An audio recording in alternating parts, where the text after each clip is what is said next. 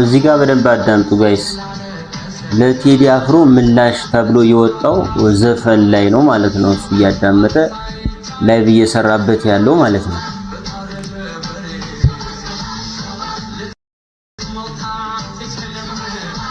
ይሄን አንድ በሉ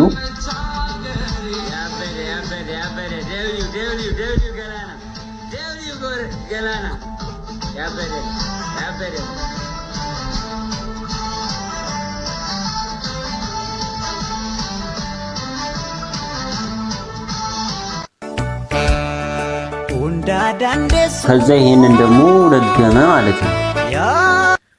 ይቅርታ አድርጉልኝና ማለት ነው የአዲስ አበባ ልጅ ሆኖ ገረድ መሆንና አስመሳይ መሆን በጣም የሚያስጠላ ነገር መሆኑን በዚህ ልጅ ነው ያየሁት። ማርያም ከዚህ በፊት ሀጫሉን ሙዚቃ አድርገህ የመስራት መብት እኮ ነበር አይደል እንዴ?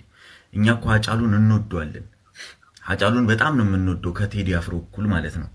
እስካሁን ማንም ሰው የሀጫሉን አብዛኛው የኦሮሞ ተወላጆች የቴዲ አፍሮን ፎቶ አድርገው እንደተሳደቡትና እንደረገጡት አንድ የአዲስ አበባ ልጅ የሀጫሉን ፎቶ አድርጎ ምንም የተናገረው ትንፍስ ያለው ነገር የለም። አንተ ግን ነገሩን አዙረህ ህዝቡን ለማቀሳሰርና በአንተ ቤት አሁን አሽቃብጠህ በቃ የነሱን ወግነህ አንተ አሁን በጣም ተወደሞታል። በጣም እግዚአብሔርን እኛ አሁንም ሀጫሉን በጣም ነው የምንወደው፣ ግን አንተ የምትደብር ቆሻሻ ሰው ነህ። ይህንን ቪዲዮ አድርጉ። ትርጉሙን ስለማሰሙት ነው እንጂ እኮ ኦሮመኛ ስለሆነ እንትን ነው ማለት ነው አይደለም። ከዛስ በቴዲ አፍሮ ዘፈንም ሰርቻለሁ። ሁለተኛ ምላሹ ማለት ነው። ገባችሁ አይደለ? ሁለተኛ ኮንቴ ላይ ሰርቻለሁ። ምንም ነገር የሌለው ኖርማል ነገር ከሆነ ሰራለሁ። ማጋጨኝ ከአንዱ ጋር ማያነካካኝ ገባችሁ አይደለ? አንዱን የሚነቅፍ ነገር ከሆነ አልሰራም ጋይስ። የፍቅር ዘፈን ምናምን ምን ችግር አለ ብሰራ? ገባችሁ አይደለ? እኔ ዘረኝነት ምናምን አልወድም። እንደዚህ ነገር የለብኝም።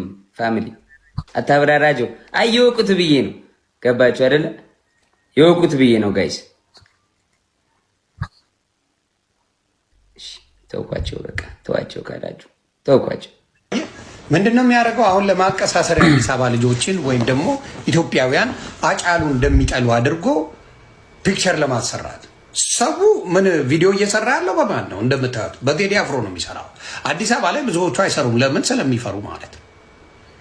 ይሄ ጅል ጥካካም ግን ለማቀሳሰር ብሎ የማይወዳትን ሴት አስቀምጦ አይወዳትም። እግዚአብሔር በሚያውቀው አይወዳትም።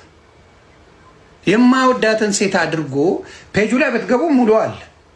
ልክ እንደሚወድ ትርጉሙን እንደሚያውቀው ምናምን አድርጎ ሲችለጠለት ታየ። እንደዚህ አይነት መርዘኞችን ተጠንቀቁ። አይጠቅሟችሁ፣ ቀን ነው የሚጠብቁላችሁ። ስለዚህ ከእንደዚህ አይነቶቹ እግዚአብሔር ይጠብቃችሁ።